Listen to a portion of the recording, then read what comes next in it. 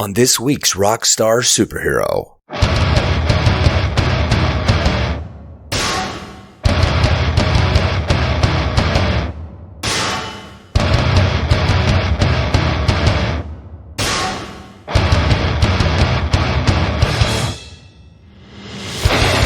As it happens sometimes, I am honored to connect with a real legend in the business. This is due to the fact that I was that weird kid that wanted to know what people weren't talking about on the radio. Cut to today, when who should arrive at my virtual door but the man himself, Dee J Moens of the legendary Belgian rock band Muerte.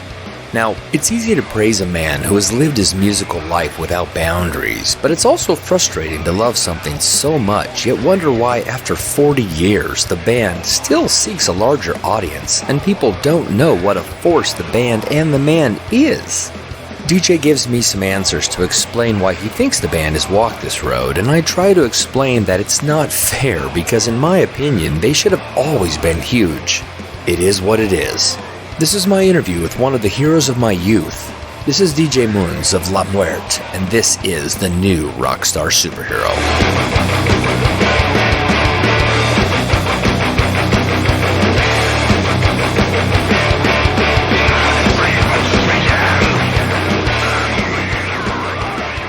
This is really an exciting moment for me, and I'm prone to exaggeration. I do say this a lot, but it's because I only really have people on the show I'm genuinely interested in or have a deep-seated, long-standing fascination. I love to talk to people who are legends in the business, people who maybe aren't necessarily known as well in my circles here. But what I love about you guys is you've been silent and deadly and not silent all at the same time. And I guess maybe let me explain. You've been around so long and you've created so much noise around the world, and you've built this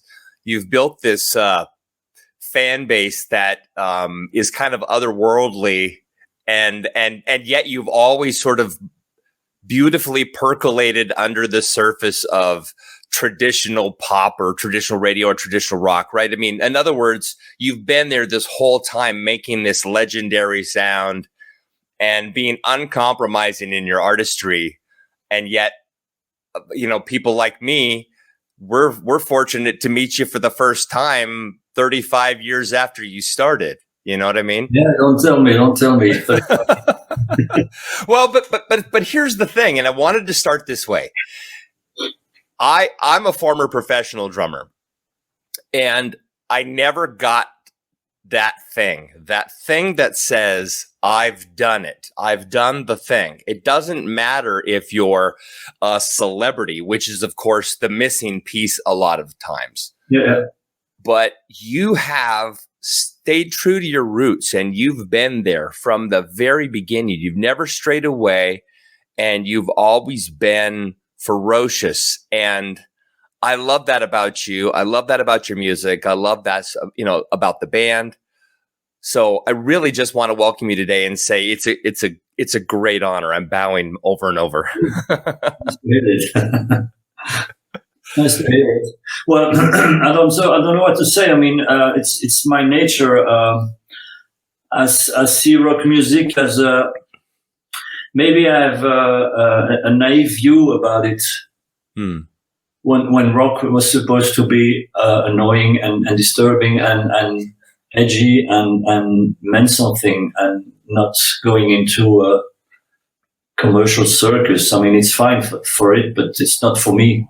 I mean, it's not for me, and that's why I do this, probably because I know I won't be famous or rich with this, but that's what I want to do. So I have this kind of pure view of rock music in general. Yeah, that word purity seems to be coming up a lot lately, and it's so true. I love the fact that there's an unspoken ethos to what you do, and I think it's because of our age. I believe we're close to the same age, and I think a lot of it has to do with that punk rock ethos that was permeating our lives, even if we weren't playing it ourselves or even listening to it. No. That mid to late 70s, early 80s switch between punk and new wave really, really informed who we are as musicians and performers, because there was such an FU to the world. What do you think about that? But that's where I start. I mean, I start pretty earlier because I got my first record player when I was 6, and there was always music at home. So my father was more into Jacques Brel and those French great singers, and my mom was into Elvis. So we had all the time Elvis at home. And at 6, I got my first record players and my first records, and then I got into the music myself, and the first records, I reckon, asking to get somebody to buy to me was, I think, the Equals, Baby Come Back, and then later I got into glam rock with all the Bowie stuff in the early 70s. I never got into the Beatles, for example, apparently, but I got into the Bowie, Slade, Alice Cooper, and that stuff. And then came 76, 77, and then it was like I was 15, 16. It was for me like heaven on earth. Something was happening, and it's one of the biggest movement that happened since the rock and roll in the 50s. Yeah. Oh, and yeah. I was at the right age, at the right moment. So I went to London in 77. I was there. I saw Johnny Thunder in the club and things like that, and you know, so it's and I didn't, up to then, I never realized I could make music and play in a band. It was just like a fantasy or a dream, and then suddenly you realize all your friends around you play in a band and everybody's playing punk rock. But I wasn't interested. I got into playing myself very lately, like 81, 82, and I grabbed a guitar, and that's when I wanted to do something else, because I was in England, and I saw, for example, I saw Gang of Four. Oh my God! And then I saw Andy Gill. I said, that's the kind of play I want to play. That's the kind of move I want to move. So I wasn't into it. I didn't want to be the next Steve Cook or whatever. That's not what I wanted. And everybody, all of my friends around me knew that I was already listening to other stuff than the regular stuff. I was into the Australian scene, right? Like in 82. And I was listening to Boys Next Door, which was the first band from Nick Cave, with the early birthday party and stuff like that. And nobody understood what I was listening to. I was listening to all the stuff, of course, Bauhaus or whatever, Killing Joke, and all the British bands, but after punk and after punk. But I was already somewhere else. Yeah. Among my friends. So I got sacked nearly from every band I played in. Yeah, they didn't know what to do with you.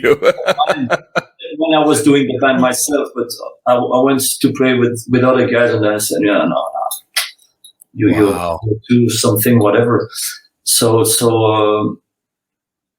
that's the way I am. I mean, I was like that, and I decided to make my own style and my own style. I'm not a great musician, but I know I have a style, and I have a certain attitude when I play.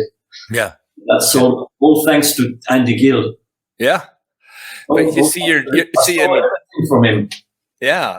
Well, you know, I mean, you and I, again, I mean, you might be a few years older than me, but the point being is that we're in that same generation, and all these names, all these people, all these bands that you're talking about are the same things that touched me. And I think it's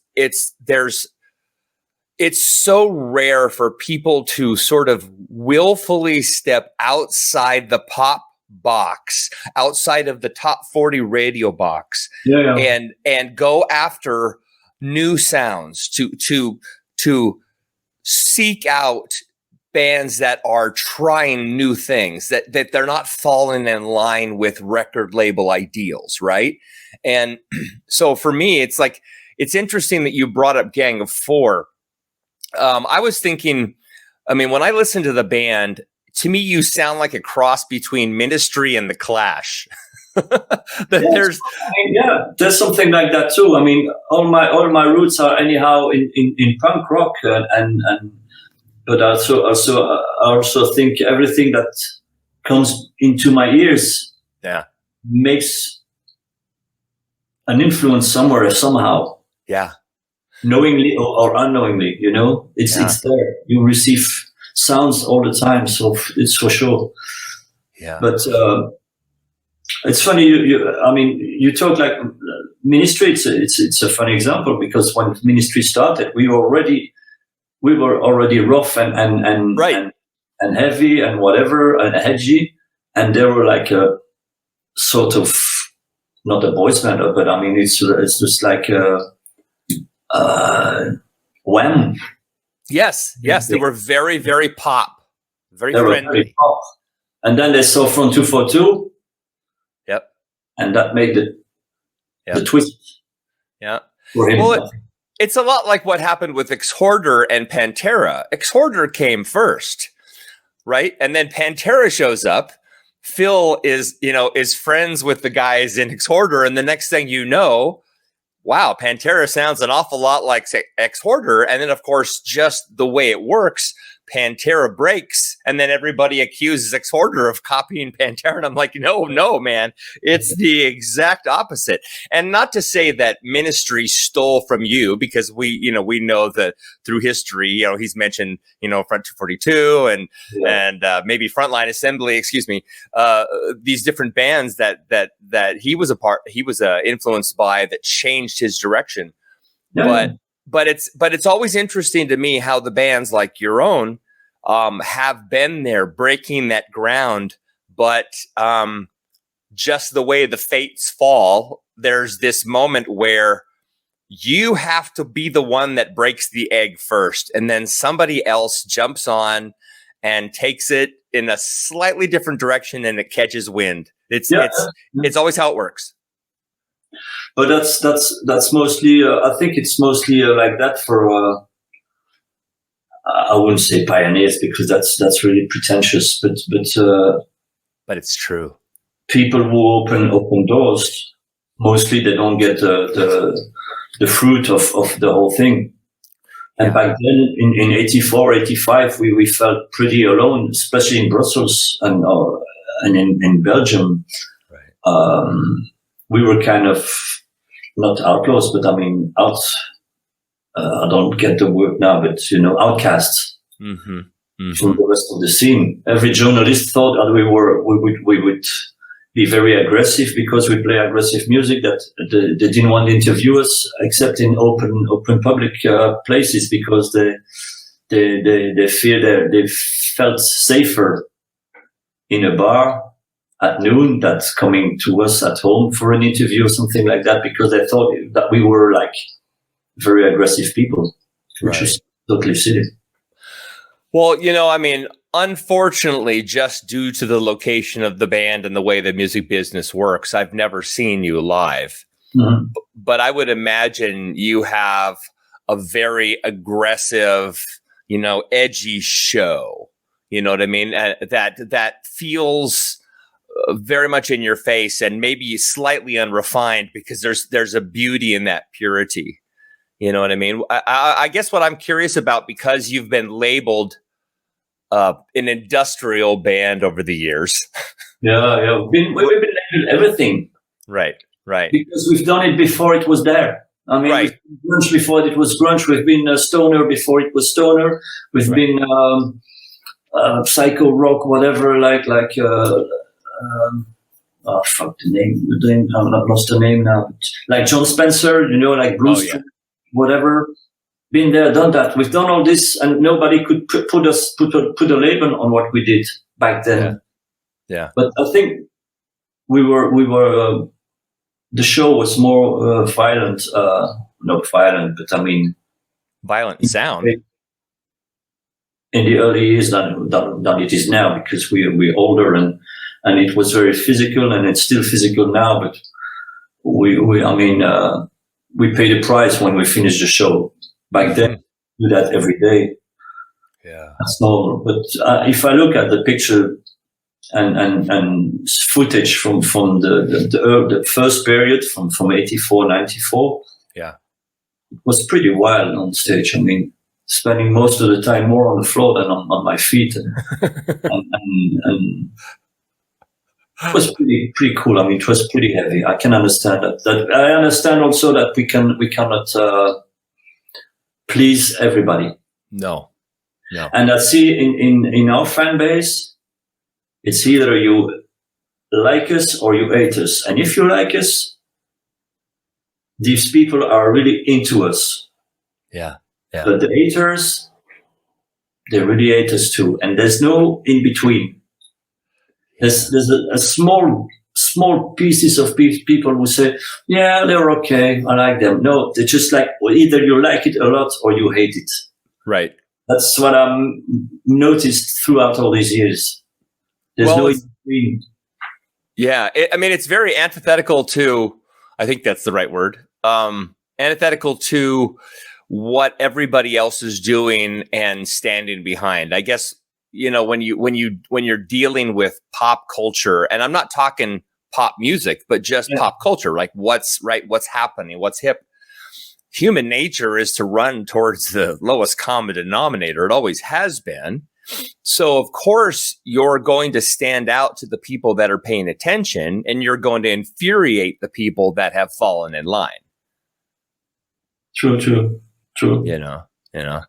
I mean, you were doing this style of music way before click tracks and synthesizers. You know what I mean? You were full on straight at it from ground zero. So I don't know, man. I know there's no questions in all this, but having this conversation with you was really, really, it's amazing to me. I imagine though, as a musician like yourself, I don't think you purposefully, you don't run against the grain to the point that you're sort of sabotaging yourself, do you? I mean, you do it because this is who you are.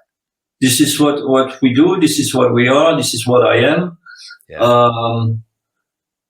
And I just go with the flow. I mean, I just do whatever I think I want to do. And that's also the luxury of the band is that we can move from one direction to another, because we are everywhere and nowhere at the same time. Yeah. If we were a punk band, we should have played punk all the time.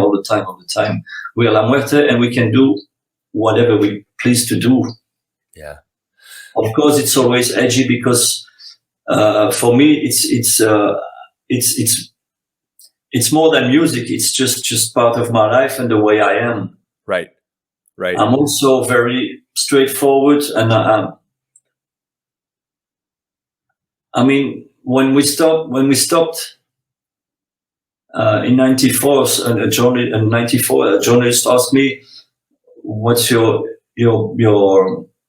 most achievement?" And I said, "We've done a straight line. We didn't fool around. We just go straight ahead." And there's nothing you can say, well, at that period they were like selling out or whatever. We just do the stuff all the time for the 10 years. No compromise, just go ahead. And I'm pretty proud of that. And I think the spirit is still there today, because Mark and myself are still looking in that same direction today, even if the band has changed around us. And those people understand our way of thinking, and they all go also they look in the same direction. But like I said, for me, rock is not just like music; it's a way of life, right? Attitude. Yeah. And I think putting up a band in the late 70s, 80s doesn't mean the same as today. Putting up a band today, not the same. I don't think the kids have the same way of thinking. Yeah, See what I mean? Yeah, I do. It's interesting too, because I think musicians, and I'm one of them, I spent my career seeking a feeling. I don't know if I'm going to explain this very well, but I'll try.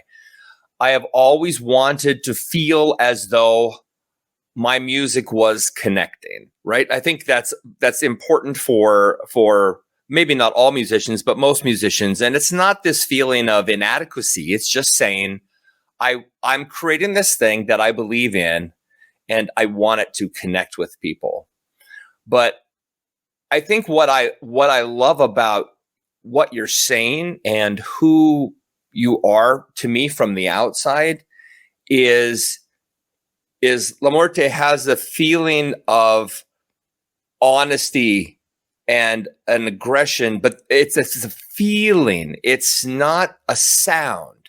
It feels truthful. And I don't want to get too foo-foo here. We used the word pure earlier, but it is uncommon, DJ. It's so uncommon for music to stand alone based on a feeling it creates. And I think that's what your band does. I think that's what is so special. And that's why, I was talking with my friend from Hippotractor the other day. He's a band from Brussels. And his name is Sander. And I said, Sander, I'm talking to DJ, and he's like, oh my God, those guys are legends. And I said, why do you think they're legends? And he said, because. And I love that. And again, maybe that's what's great about you. And maybe that's what's been frustrating for others is they can't put you in a box. They want to be able to categorize you, and you feel a certain way. You don't sound a certain way, if that makes sense. I don't know. But that's maybe the biggest frustration of most of the journalists is that we've been labelized with any kind of label, from psychobilly to trash to whatever kind of style of music, and it's difficult. Even myself, I can't say, if somebody say, well, what kind of music do you play? I said, well, I don't know. It's loud, it's heavy, but and heavy metal. No, it's not heavy metal. Right. And then the discussion ends there, because how can I explain what we do? It's difficult. Yeah. Yeah. I don't know. I don't know either, but I love it. And maybe that's just for me, right? Maybe that's just for people like me. And that's enough, because, do you know Jørgen Munkeby from Norway, from Shining? Are you familiar with him? The band Shining, eh? Yes. Yeah. I saw them live. Okay, cool. Well, so what I love about Jørgen is he thumbs his nose at everything. He's constantly shifting. He doesn't care. He doesn't care at all. In fact, he will willfully, he will run against the grain just to explode on the horizon. He does not care. Yeah. And even though I wouldn't suggest that you are doing the same thing, the beauty of what you've created, DJ, is truth in music and an understanding that this is who you are, that there is no compromise. And I'm sorry I keep staying on this, but it's so rare to talk to somebody who's so ferociously independent, and I have enjoyed you from afar for years. I'm 56 years old. So, I've been playing on the outside of that box for a long time too, and so I just love that I'm talking to you. I don't know. I guess that's what I wanted to say. But, I'm not the only one. I think somebody like Michael Gira from the Swans. Yeah. Is also somebody who's got totally devoted,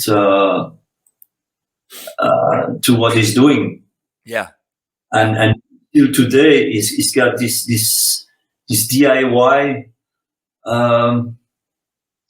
way of working, except for that short period when they were signed back in the end of the 80s, I think, where they were signed for a big label. We thought that they're going to change the band totally, right? But apart from that small period, he's still now. He's still now putting his own records in envelopes and sending stuff himself or with a friend of him. there's still this DIY spirit, and always also believing in what he's doing. And what is amazing is that now every show he does is sold out. And back then I saw Swans every time. It was like 150, 200 people maximum. Mm-hmm. But always full. And now it's full. Yeah. I mean, I don't know. I don't want to compare you to anything, but when I think of you, I often think, actually recently I was watching a Melvins concert, and even though stylistically it's nothing like you, no. it's that same thing. They got on the record label, I mean, they had, their indie records, and then they finally, I think, got on Atlantic in 93, 94, and they did one record. And they were dropped because of the same thing. The label wanted to turn them into something they weren't. And it wasn't, again, self-sabotage. It was just saying, we're going to be true to who we are. This is what we do. You can't, I mean, we're a weird band. Why are you trying to make us into something commercial? We were never commercial, So, wow. So let me ask you a question here that's probably unfair, but I do want to ask you because it's probably part and parcel for the course of your career. Does it frustrate you that you as an artist, I mean, you're a creative person, and relentlessly so. You've been creating music for over 40 years. Does it frustrate you that you are known, or that you are sort of legendary in some countries and then virtually unheard of where you kind of hoped you'd break? Yeah, but with the ages, I think I started to live with it, and that's it. I mean, my time is behind me now, so it's okay. I can live with that, and I'm just happy to still be able to bring out music that is relevant for some people, and that we still as edgy as we ever were before. So I think this energy is still there, and the way to play and the way to visualize the music is still the same. So it's okay for me. Yeah. Back then I was in the first, like I said, I will talk about first period and the new period now since 2015. But the first period, we had opportunity to come and play in America, but it was like for example, just to talk to America, but it was difficult, and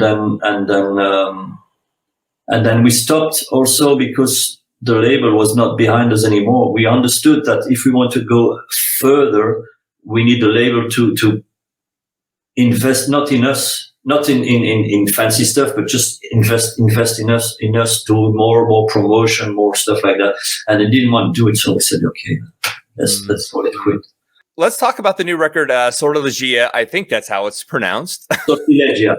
Okay. Sortilegia. Now, I have read a little bit about this. I actually had never heard the word, and I would like to think of myself as some pseudo scholar, but I actually had never heard the word. So I looked it up, and I think it says something like witches speaking or something like that. Do you recall what it means? Yeah. Like spell casting or something like that? It's actually inspired by a book from a fantasy, Belgian fantasy writer, which I forgot the name right now.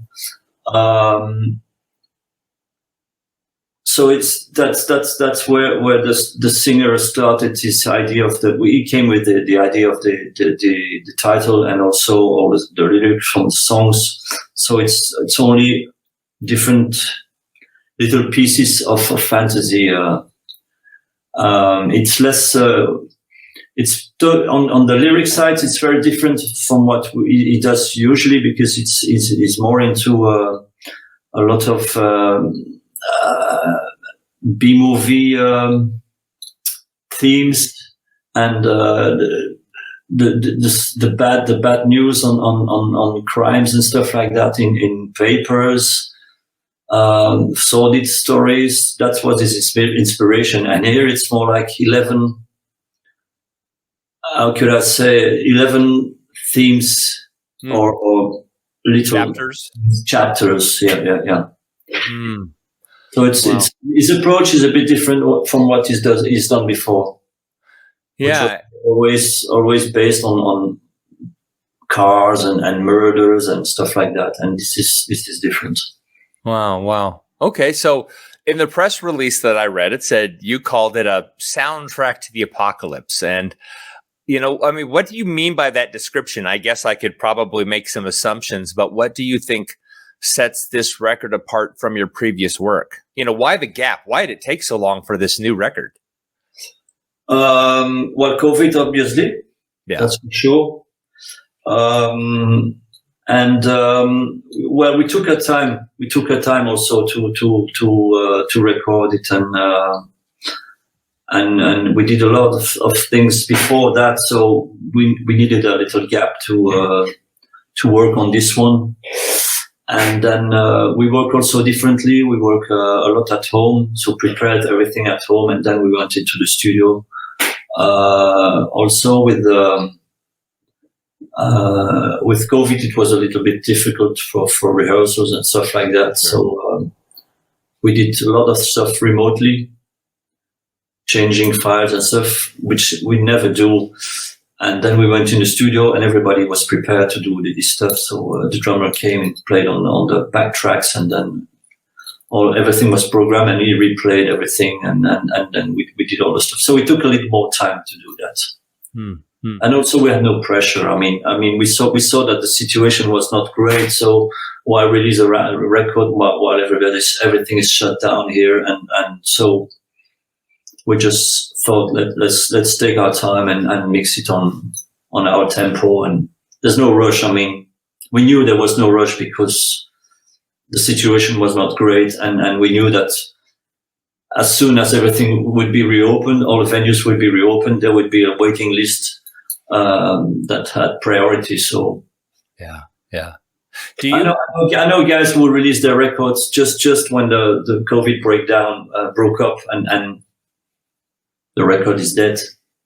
Yeah, that's so unfair. I don't know why the business has to be. It's we live in this bite-sized consumer world now, where if you're not out promoting it the second that new music drops, you have no hope of ever recovering it. And I don't understand that. No. I mean, great music is great music. People should be able to spring up 20 years ago and say, wow, I never heard this record. I can't wait to buy this album, Yeah, I know. It was, I must say it was easier before on that point of view. Now you have to program everything with social media and stuff, and then you have to release that song now and that song later. Yeah. I'm still, just go with the flow, but that's the way. Well, so with the way the system is nowadays, that I don't know if you self-manage, self-promote. So if you're responsible for all of it personally, or if you have a team that represents you. But are you going to release a single for this record? I mean, I've heard the whole record, and I personally love the track "No Fear." Like, I think that's just, I think that's a great track. So, what's your plan for release? I know the album comes out at the end of the month. Yeah, end November. We just had the release on the 1st of November. Was No Fear released online? Oh, really? Yeah. So I have good taste. I know the single when I hear it. You still have the mojo, and so we put that online. The label put that online on the 1st of November because the Day of the Dead. So it was sure. The best date for us. And I think within 2 weeks there's another song coming out. Yeah. Which I think is Dust, if I remember. Okay. And then the day before the release, the album will be 24 hours online. Yeah. Wow. For the listener. Just but we don't physically release singles anymore. We never done it actually. Right. Because I was kind of against that radio policy, you release an album and then you have to release. So the so-called singles, we are not available nowhere actually, but so now we just put them online. for free and enjoy. And everybody's just like, there are pretty cool reactions because, I mean, I understand that some people were like waiting for a while since the last record. So it's pretty cool to see the first reaction on this. Yeah. Because I know the sound is a bit different and that's a choice we made as well. So I'm pretty excited that finally it comes out because it's for me it's a very frustrating period because I'm full of doubts because I'm the only one who heard the record or with a happy few and that's it. So I have to rely on a very good friend who know me for many years and who would say this is crap. He would say it. So. But that's the only reference I have. So now finally I get the first glimpse of what the people think about it. But all this period, the waiting period is horrible for me because I start to doubt about everything I've done on this record. And then I'm lost. So I'm happy it's the end of the tunnel. Well, that's what's been difficult about being a musician, though. Even if the people hate it, at least I know they hate it. Now I know nothing. So it's...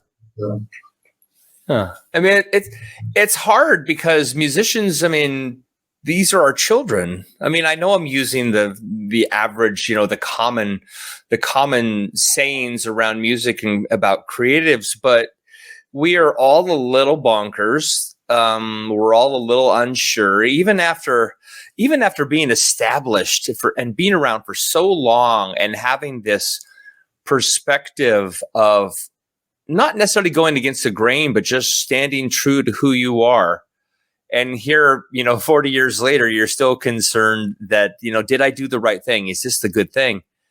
I mean, I will tell you, you don't need my vote, I'm sure, but yeah, it's a great cohesive record, but it goes back to what I said earlier, DJ, which is your music has a feeling to it.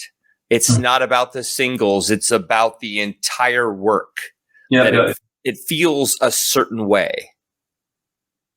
But don't you think any kind of musician, from Lars Ulrich to whatever, has the same moments of doubt or the same moments of Sure. Waiting for this release and to see how the people will react? Yeah, I think, so I'll use you. And so Graham Russell, the head songwriter for Air Supply, right? I interviewed him 2 years ago, and an extraordinary man, very kind, very sweet, just like you think he would be. But here's my point. Here I am talking to you. You're this man who has done what he's done for the last 40 years. Graham has done the same thing. He just happened to write love songs. And there's nothing better about that. There's nothing worse about this. It's just different. And this happens to be, what catches the zeitgeist. And yet, if you actually were to take their music and drop it into 2022, if they didn't exist in 1978 to say 1984, their heyday, nobody would be listening to that stuff. Nobody.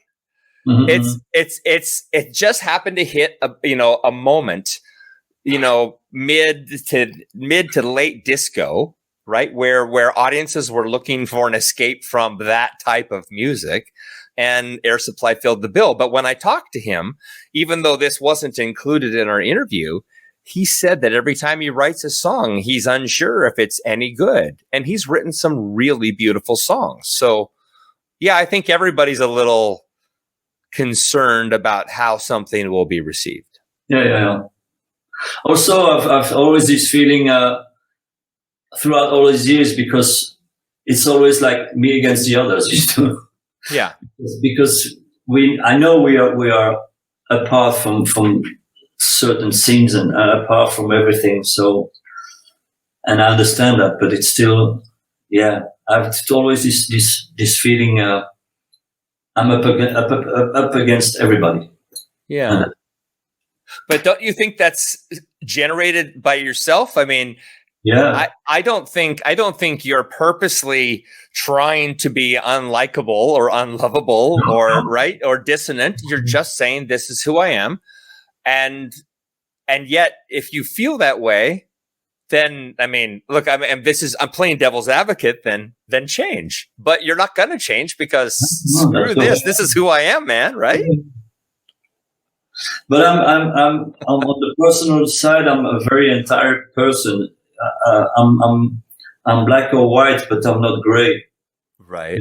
If I like somebody, I'll go through fire. But if I hate somebody, it's the same. I mean, and also people and throughout the years they said, yeah, it took a while to get through you. You know, you're very. I put a wall around me. So as a friend, to get me as a friend, it takes time. Also, I'm not very open. But then when the wall is broken, no, you've been open with me today. You've been very kind to me, and I'm probably an annoying fanboy, but you've been very cool to me. I'm fine. It's all fine. Well, that's good. Fine because I didn't know what to expect to expect too. So it's cool. Hopefully that's okay. Well, so the new record comes out at the end of the month. Do you plan on touring it around Europe? Or are you just going to see what the public response is like? We're not going to tour like we did in the past. Gotcha. I mean, we've done Europe tours for 6 weeks and stuff like that. Not too keen. I'm just back from a tour as a sound engineer for a week, and I was exhausted because I slept like shit. Yeah, in the bus, and so I'm not sure we're gonna do it step by step, but like we did the last 4 years, 5 years, we just aimed certain places or festival or venue, and I think we're gonna go there further if we can. Yeah, like we had the possibility to play at the Roadburn, and that was for us. Wow. We can play there. They invited us, and we were at a perfect spot, a nice spot. I mean, on the bill. So that kind of thing we're gonna do again, and we did a lot of festivals, and I think we're aiming to do first these festivals in Belgium next summer. We probably do a couple of club shows or venues in Belgium. We play the premiere in Brussels in end of January, which is going to be the first time we play in Brussels since 4 years. So I think everybody's waiting for this. Yeah, man, I'd love to fly over and see you guys play. I would love that. I would love it. I think you should play Hellfest and Resurrection Fest, but I'm not in charge. So yeah. When we played our first show in Brussels, I think it was the first show in Brussels in 2015. Our American drummer, she came back from America especially to see the show. Oh my god! Which was pretty cool because we had an American drummer for a couple of years, 2 or 3 years. Yeah, and then she went on to play with the Lunatics because she had she had done it, and that's it. And but she came over. It was pretty cool because we haven't seen each other for years. And then she said, "Yeah, I'm coming to your show." That was pretty cool. See, so it's possible. For sure. You know, before I let you go, I want to ask you one more question, which this might sound a little trite, but you know, for somebody like you who's been uncompromising, I wouldn't ever want to say, you know, what would you change? Because I don't think you would change anything. I think you would be who you are, who you've been. You know, looking back, you can say, I can see where things have developed for me, and I've become the man I am today. But but what do you wish you knew when you started? Like, if was there something that you wish somebody had taught you or told you about being in this business so you would be maybe better prepared, or you would have a better understanding of what you were in for the rest of your life? Probably anything to do with contracts and publishing and stuff like that. Gotcha. We were kind of very negligent on that behalf. And I know that even I played against them, and our publisher, they said, you should come along, sign these contracts, because the record is already out 9 months and you haven't signed it. You say, yeah, okay, we'll go and sign a contract. And also maybe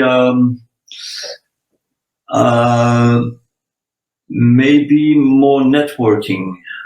Okay. Because back then I think we were like pretty on our own. Right. And everybody thought that we were making everything easy, but that was not the case. I mean, it was a hard work, and only a few people were around us. So management-wise and things like that, maybe we should have been able to do something better, but who cares? It's done. It's done. But like you said, I wouldn't change for the rest. I wouldn't change a thing. Yeah.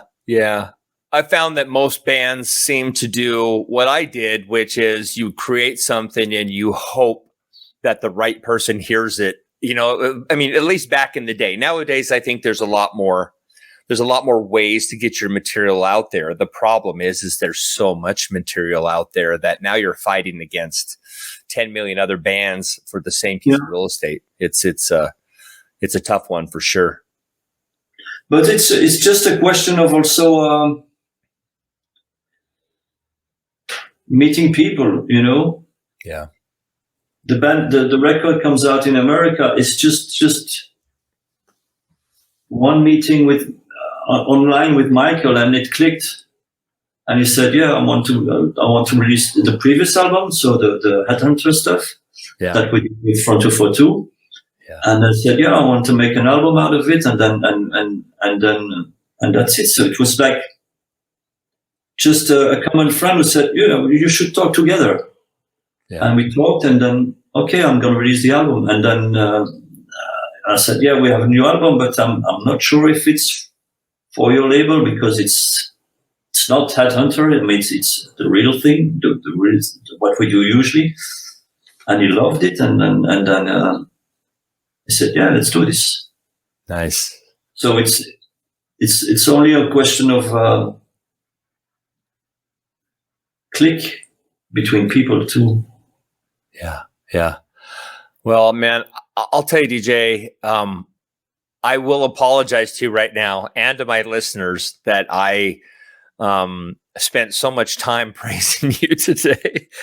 But I every once in a while, I have a chance to talk to somebody like yourself who has really changed the game for me. And you may not feel that way about yourself, but just know that you've had a fan in me for quite a long time. And when the PR company sent me your record, I was like, oh my God, like it's been forever. You know what I mean? Yeah. And it took me back to some of the best years of my life. And, those moments of discovery when things were new and fresh and you're like, what is this sound? I've never heard this sound before. So thank you for staying true to your vision and really for gracing me with this experience today. I hope I didn't overwhelm you with praise. No. It's always good for my ego. Especially in this period when you're full of doubts and stuff like that. No, it's okay. It's nice. I mean, it's cool to see that you understand where we come from and where we go to and what we've done. Because sometimes journalists, they just place random questions without you understand that they don't understand what we do and that they just do the job. I mean, you definitely figure out how we are, what we do, and why. And that's pretty cool. And it's pretty cool to have a conversation like that. I couldn't do this for hours.